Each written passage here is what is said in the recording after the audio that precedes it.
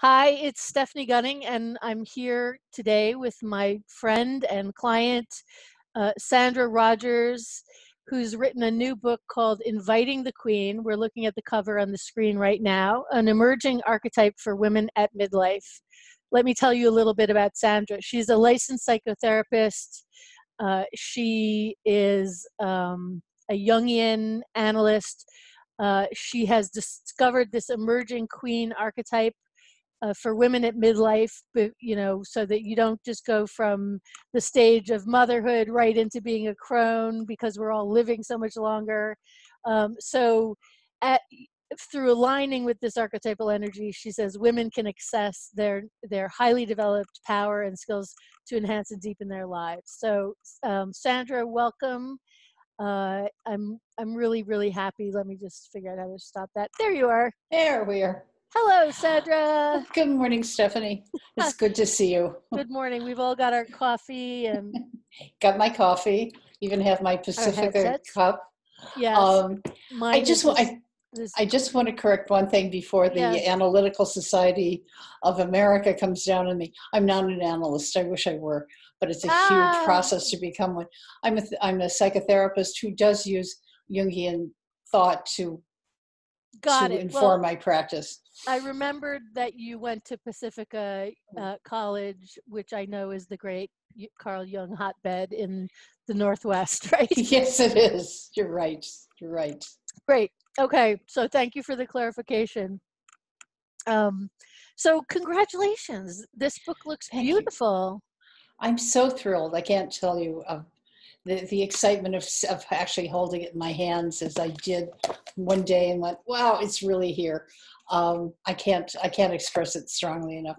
Anyway, so that's my baby, and now my baby has got to go forward in her life and get out to the world, and that's where I am now, is in promoting and marketing the book and informing women most particularly about it, because it is a book for women. I love it. Girl power. Woo-hoo! Girl power. Yes. So let me ask you the foundational question of this whole conversation, which is, how did you come to write this book? Well, thanks. That's a really good question. I wrote my master's thesis on the crone, and I called it the Empowered Crone. And I wanted to work with women when I was in practice. I wanted to work with them using that lens. And when I started to do that a few years later, I got tremendous resistance. It was like, women were going, I'm not a crone, not me, go away. And I had no choice but to do that. But I kept that in my head, and I puzzled over it for the next 20 years. And one day when I was stuck inside on a very hot day with not much to do, all of a sudden it came to me what was happening, why it wasn't working, is that there's using the paradigm of the Maiden-Mother-Crone, sometimes called the triple goddess. Mm-hmm. I realized that there was a missing part, and that's the part that I call the queen. And I see her as both a life stage and an archetypal energy that is available to women when they have finished the part of their life that was actual hands-on mothering, whether they raised children or started their own business and nurtured that, nurtured an academic career as an artist, whatever their work was and however they brought it forth, has them in the mother archetype. To move from that to the crone, who is the old lady, who's actually preparing for end of life and goes to the end of life, was too much of a jump, and women are not there today. In the past, women often raised their families, perhaps even went through menopause, but some didn't even make it that far, and they were worn out, and they usually died fairly young. This makes perfect sense, though, right? I mean, the word crone, it makes you think of Hansel and Gretel and that old lady who wants to murder children. Like, they're actually a little more benign. It's like that that drawing that if you look at it one way, you see the old woman with like a wart on her nose, and if you look at it the other way, you see a girl with a feather in her hair. I've seen that. That's very good. And we're all kind of in. We get to midlife and we go, oh my God, like time is passing so quickly. Yes. did I just lose it? Did I lose it all? I mean, if we were men, we could go buy a sports car and, start dating inappropriate women. But as women, what do we Yeah. do, right? Sometimes we date inappropriate men, but that's another story, That perhaps sounds like another fun. book. Where do you go to get some of that? No. But we feel more vital. We're healthier Yeah, longer. right? We actually Um, live 30 years longer than women did at the turn of the 20th century. So wow. we So in have all this 100 time, years, we just bought ourselves 30 extra years to do right? something with, right? And we're healthier, we're better educated, and of course, we just said we live longer. So what this golden time, what do you do with it? Who are you?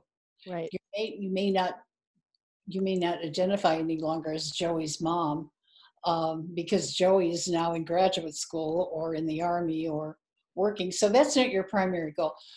So are you going to stay home and hang out with your husband? Are you going to be a lady who lunches? Most women don't find that to be enough. So what we're looking for now is, who are we at this point when we stop being an active mother? And that's where the queen comes in. And I see the queen as a choice. I mean, some women may not choose to do this, but many will. And that is to find a way of living their life from a higher perspective. It's like they went from being a middle manager to a CEO, so that they can look at things at a higher perspective. At that time of life, we have great talents, we have great skills, we have great experience, and want to do something with it that benefits ourselves and perhaps our families, our communities, for some, even the world. So So you can have, let me stop you for a second. So we're talking about people who are somewhat psychologically healed, right? I mean, if you're yeah, carrying a lot of baggage, you're yeah, probably not going to be in great service to the world. You're still going to be, oh, woe is me, or yeah, running some drama, right? yeah. Um, so what is the difference between the mother and the queen? Well, that's a really, let me think about how to say that. The mother is involved with raising her progeny and helping it to survive, whatever that, whether it's a child or a business or a career. Um, and she's doing that daily. It's a hands-on job. So her focus by nature is it's kind of focused in a narrow way. When they reach this stage where the queen can come in, they also have the ability to open that up and look at things from a higher perspective. They have the ability to do that. What does that mean, a higher perspective?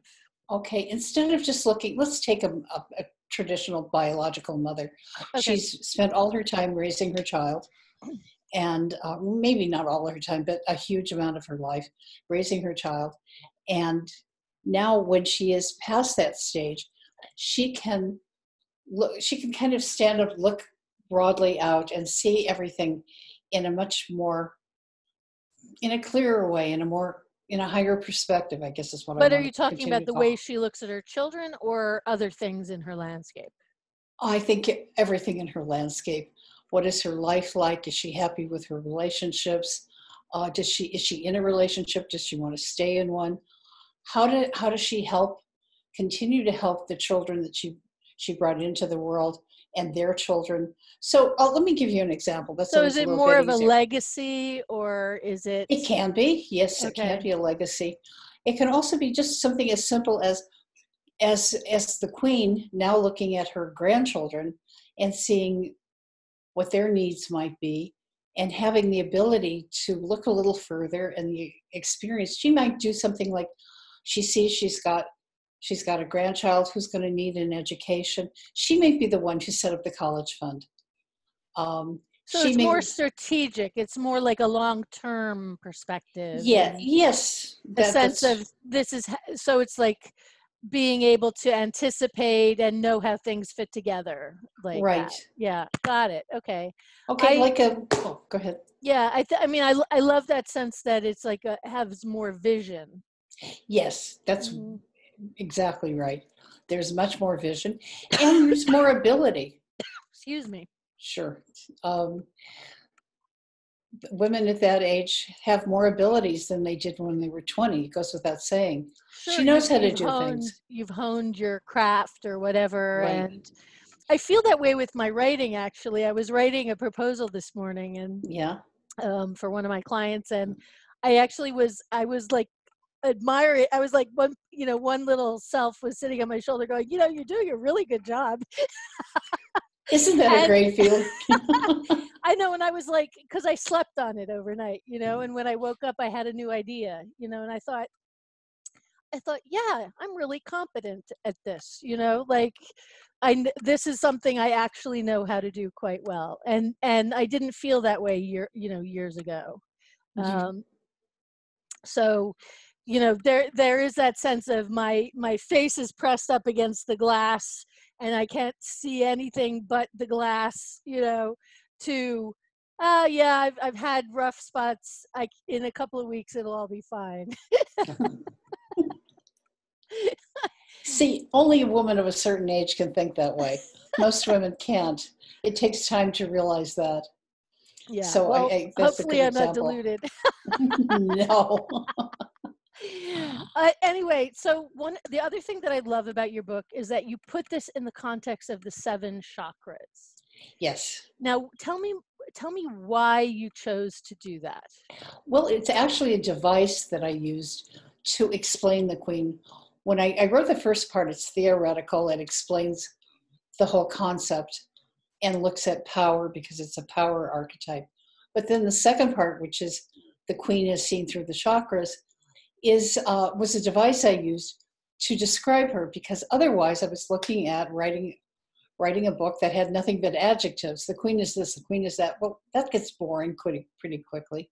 But the chakra system kind of takes in all of the body and the relationships, all of the important things in our lives. So if I put the queen in the chakra system and look at her that way, I can explain better who she is and what her qualities are and what she's able to do. For instance, the first chakra, being the root chakra, is our connection with the earth, with survival, with money, with all of the things that keep us surviving on this planet. So if you see the queen that way, how does she do that? What about her helps us to survive, to thrive, to handle our money, or to see how money works for us? And then within each of these chapters on the chakras and the queen, I've given a lot of anecdotes and stories that help illustrate that. Because what we're talking about is a bit abstract, and I think a story always helps to bring it out and help it connect with the reader. I think you did a great job. I know that I learned things reading your book when I was helping you. And I remember when you added the exercises at the end of the chapters, and this was kind of a there's a name for it. I forget the name for it. Where you dialogue with the queen. What do you call that? The active imagination. Active imagination. Could you Yeah. describe that for people? Sure. Because I find that so powerful. It's very powerful. It's actually a Jungian concept. And to explain how it's done, it's really pretty simple. You can sit down and intend to have a conversation with the queen about a particular subject, and then you interview her, and you do it in writing, either with your hand or on your computer, but just kind of set it up like the typical interview. You ask the question, she answers. So you ask the question and you wait to hear what just comes up, and you write it down and don't critique it, don't edit it, just write it. Because a lot of stuff will come out, and it'll mostly come from your unconscious. And that's how active imagination works. It helps you tap into the unconscious. So when you talk about an archetypal power, to do that, do I need to come up with an image, a drawing, a painting, a celebrity? Like, do I need to have that to make that more vital? Or do I just go, I know I'm talking to the queen in me now? Or what do you advise? That's a really good question. I love that. Thank you. using things to make her come alive for you, such as pictures or the memory of a particular celebrity, is all very useful. It just helps. It helps enliven the process. Most people respond better to that than just trying to think of it abstractly and bring it in. So if you think of, I don't know, Jane Goodall, perhaps you have a strong love of animals, and Jane Goodall is a woman that I certainly see embodying the Queen. Despite her age, she's not a crone yet. So I might think of the Queen and see Jane Goodall in my mind, and a lot of information or a lot of feelings will come up with that. It'll just help sharpen it.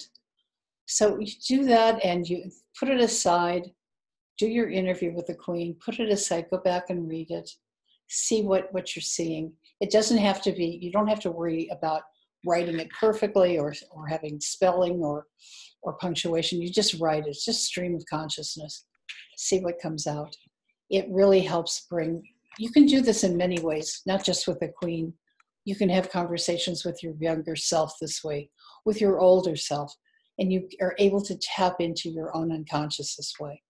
It's a powerful tool, and it's not one that's well known. Yeah, So, I love it, and I mean, there were just so many nuggets in this book. What was your favorite chapter? oh, I'm going to answer it a little differently. It was my hardest chapter, and that is in the first part of the book. I have a chapter 2 is Women and Power, because the Queen is a powerful art. She's about personal power.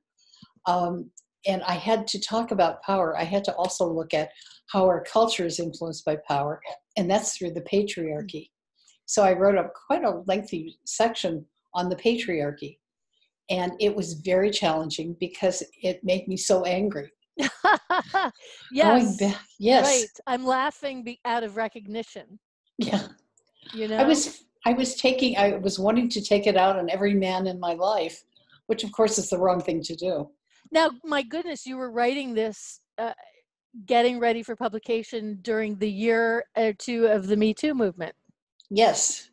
Yes, absolutely. So the world outside was reflecting the world inside, right? Absolutely. And the election of Donald Trump had a huge part to do with it, because we started to see women's rights, an attempt to erode them. Yes. And so it increased my personal anger, and I think it was a wake-up call for a lot of women. I've been watching The Crown. Have you seen that show? So they're now in season 3, and she's in her 50s, and it's a different actress, a wonderful actress, and she's got her stiff upper lip, and she's running her family and everything, and you just really. I was thinking of you because I remember you used Queen Elizabeth as an example at one point, and you said, "This is how she feels." And I was like, "How do you know how she feels?" I really don't, but I can imagine. Right, but that's the point. I mean, we're really dealing with the imaginal kind of realm, right? Yes. And on some days, our inner reality is very hardy, and strong. And on some days we're kind of weakened. And I don't always know what it is, but I have discovered lately that it is possible to regulate it and modulate it. Oh, tell me how. I mean, I use every trick in the book, from moving to essential oils to programming thoughts, all kinds of things. There's no one thing. It's whatever. It is more about deciding you're just going to do it. You know what I mean? And then sometimes it's eating vegetables and getting a good night's sleep that night. Those are good.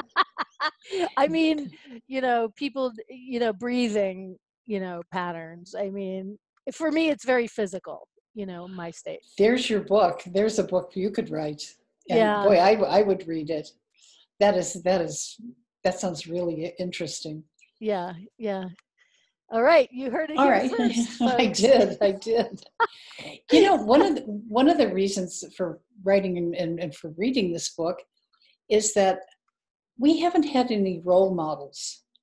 You know, if I were to Mm. look at my elders or my ancestors and see what they were doing at my age, if they were still alive, they weren't doing anything particularly powerful. They were just continuing a kind of life that now was a little bit smaller. And if they had health problems, it got even smaller than that. But they had no ability, or I shouldn't say ability. It was very difficult for them to move into a more expanded awareness because the culture didn't support that. It doesn't support it a lot yet, but it is coming. And we now have access to a lot more information and a lot more self-awareness so that we can look and see what is possible. It might not have been possible 50 years ago, but it's possible now. And we have the right to choose that and not just follow some old pattern of becoming a grandmother, which is a wonderful thing, don't get me wrong, but putting our lives into our grandchildren and not doing much more than that. We can do more if we want to. It is a personal choice. It's not a mandate. But You for know, those, that is so beautiful because you're right. Women's lives have changed extraordinarily in the last 2 generations. Um, we're coming up on the 100th anniversary of American women getting the vote. yes. And I recently realized that in Switzerland, some women didn't get the vote until the 90s in some cantons. Can you imagine Oh living in my a God. modern European country and not having the right to vote like a man? No. And so, you know, in the 70s, when my mother was setting up a business, she had a clothing store. She had to get my father to co-sign a loan with her because they Mhm. wanted a man's signature. And so that's in my lifetime, very recent. Yes. And, you know, if we think that we're not affected on an invisible psychological level by this kind of pervasiveness, because you Yes. could still run across a man or a woman who thinks that way. They may not even realize their own bias, these hidden biases, right? And it's the same thing with race and other things. But as a woman, um, it's really, you know, to be mindful and deliberate of, uh, for me, it's limitations. Like, I feel like we have to invent our new limits. It's like an astronaut saying, hey, we can go to Mars, you know? Yeah. Like, what is to be a woman, and what is the personal equivalent of going to Mars, you know? Um, you Being know, being able to do things on your own without the permission or the support of a man. right. For me, it's owning power tools. I just Yeah. ordered a drill. Oh, Because that's I'm gonna construct something, you know, and like, yeah. Maybe that's it. We should replace the Queen's scepter with a power tool. that's right. Exactly. Certainly. I mean, okay. So when you imagine what like a reader interacting with your book, you know, over a period of time, what can, like, what role is your book going to play in that woman's life? Where can she go with this? Well, the book actually it's called, besides being called Inviting the Queen, an Emerging Archetype for Women at Midlife, it also says a personal guidebook. And that's how I hope that it will be used. The first part of the book, as I said, is the history and the theory. The rest of it is all really kind of a workbook. Like, here's how you do it. And so my hope is that reading the first part, a woman reading it will become interested and hopefully even excited about exploring this for herself, and then go into the guidebook and start the second part on the chakras and start exploring how to do that. And maybe she won't stick with it every day. Maybe she'll put it down for a while, but then she'll come back. And as it becomes more and more involved, or as she becomes more and more involved with the concept, it will call to her even more strongly. So she may come back and forth and then really start to get it and work with it. I kept looking for how it was going to happen for me, because when I started writing the book, I feel intellectually involved, but I don't feel emotionally involved. Mm. And that feeling kind of stayed with me for a long time. And then after actually the book was done, I started to think, I thought about it and I thought, no, the Queen has come in during this process. The process of writing the book was my invitation, my inviting the Queen, just as working with her through the chakras and the various journaling and active imagination and meditation can be the tools for the reader. She comes in as you do the process. And it's subtle. It doesn't hit you like a ton of bricks. I love that. You know, I'm gonna have to let that land on me a little bit, but I think that two things I'm observing from what you're saying. One is that there is a generative, creative force that is a feminine force. So putting that energy into a project also gives you a direct experience of seeing what it feels like to embody the Queen in action. Yes. Because she's not passive. No, she's not. And once she's in your life will be moved in ways you didn't expect. And I don't mean that to sound ominous. It's actually quite wonderful. But it's hard to imagine what happens beforehand. You really kind of have to experience what it's like to take that energy in and to change the way you think about it and the way you think about yourself as a woman and how you think about other women. There's actually something that's kind of become not a pet peeve, but something that I like to talk about, and that is how we women treat each other and how we think about each other. And I talk about this in the book. I found that when I was complimenting a woman, somebody who had done something I thought was great, I might comment about that. But there would always be a qualifier in there. Oh, and there was interesting. like from you or from her? From me. Oh, interesting. An example from the book is that no one can deny that Madeleine Albright was quite a good Secretary of State. And but I heard myself say one day something to that effect, and then say, but you know, she's not too photogenic. So I commented on her looks. We do that. That is classic. Yeah, right? We do that, and we denigrate the woman and ourselves as women every time we do that. So I've started to become very aware of how I talk and think about other women. Do I always have to give a compliment and take part of it back? I found that I was doing a lot of that, so I've pretty much stopped it now. That's wonderful, and that's a great realization also to not, you know, this is one of the big things that's coming up with the presidential election coming up, is that people really have trouble visualizing a woman president. And that's what I mean. It's a hidden bias. We think that a commanding person has to have a low voice, not a high voice. And we think that, you know, whatever, we're just biased. We are biased. And it's because we don't have enough examples. So it's very important to literally observe them, comment on them, find them. Remember, a few years ago, women couldn't anchor the news at night. That's right. They could only do it during the day, you know? Yeah.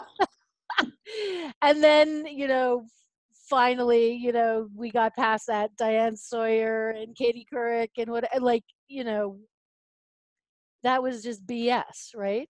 It was. And it had nothing to do with the intellect or the value of the information that was being provided.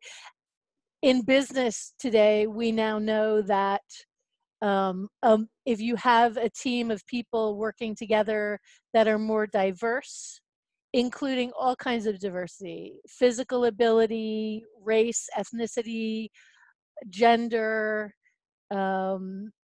age, you get a more productive and successful, measurably more so, more economically successful, more, you know, morale successful, you know, and innovative, because people are looking from different points of view, and that lifts us all up. It So does. this is like going to Mars for me as well, because, you know, I think what you're saying is very important. We have to take responsibility for beginning and being that ourselves, you know, Yes. and holding ourselves to a higher standard than we have in the past. And Yes. I know I could do better. Not, I mean, I do celebrate women. I really do. I know you I think do. that's and I'm so proud of you and your book. I can't tell you how proud I am of you. I Thank have you. just it's such an honor for me to work with writers who are doing something innovative. And I really think you've pushed the envelope here. Thank You you. know? But So you were such a big part of it. yeah. Your editing and it just really helped this book, help flesh it out and make it what it is. And I'm very proud of it. And I'm very grateful for your help. Well, you're most welcome. You definitely rose to the challenge, you know, and you've gone further. I mean, you've you know, so anybody who's listening here, could you hold your book up again? Sure. Yeah. So beautiful, beautiful artwork. I actually think that's your color scheme. You now have some blue It in your hair, is. but the red hair and the blue. I love it. You match your book. So Thanks. you can find this on Amazon. You can find this on Barnes and Noble. We can go to your website and find Yes. information there as well. So can Yes. you say the name of your website for everybody? It's www.sandrarogerslmft.com. For licensed marriage and Marriage and family family therapist. therapist. Right. And you're in Northern California in practice there, or Southern Actually, California. I'm Southern Yes. California, Encinitas, Yeah. down in San Diego County. Yeah. You've got the fires. The north has the floods. Yeah. Yeah, California is climatically very busy. Yes, climatically busy. That sounds like something very PC, but we have our challenges. That's right. And we are articulate people, so we're not saying anything else. No, no. We're not saying climactically busy. No. But if the queen wants it, she can have it. All right. Well, thank you so much. And I really appreciate you spending the time with me It is today my to do pleasure. this. Thank you, So, Stephanie. to be continued, no doubt. I'm thinking now I should have a bunch of them and send them as Christmas presents to people. There's still time. That's true. Yeah, just barely. All right. I'm going to stop this recording. Goodbye, Okay. everybody. Thank you. Come back to the blog and you can see more interviews in the future. Thanks. Thank you.